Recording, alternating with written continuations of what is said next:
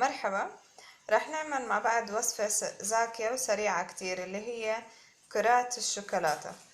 احنا هون بحاجة ل175 جرام من البسكوت المطحون، طبعا اللي بيكون حلو. بحاجة لمعلقة كبيرة نسكافيه، وبحاجة لمعلقتين كاكاو.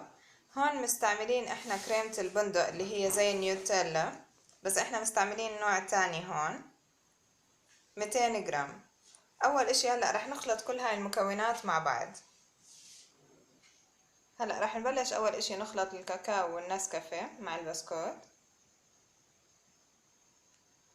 بعد ما حركنا الكاكاو والنسكافيه مع البسكوت، هلأ رح نبلش نضيف كريمة البندق.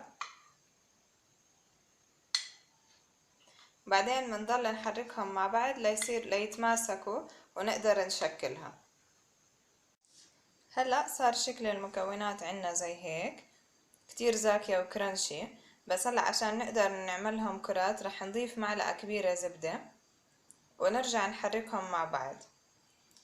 الزبدة بتساعدها على انها تتماسك اكتر.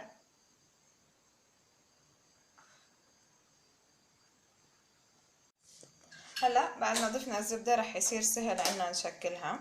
ناخد بايدنا الكمية اللي احنا بدنا نعملهم او الحطبات اللي احنا بدنا اياها.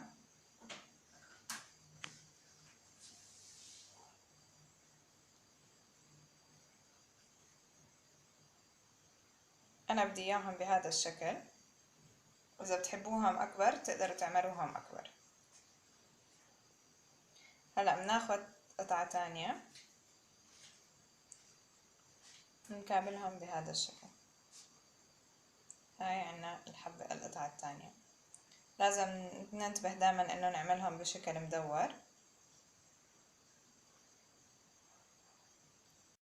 هلا بعد ما شكلنا الكرات بهذا الحجم رح نحطهم بكاكاو باودر، بس هيك انه تاخد شكل من برا. بتقدروا تستعملوا نتس كمان، تقدروا تستعملوا.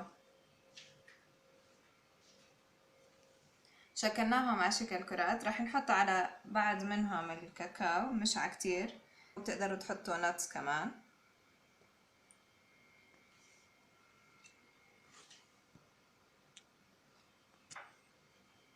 زي الفستق الحلبي او جوز او لوز اللي انتو بتشوفوه زاكي بالنسبة لإلكم اكتر.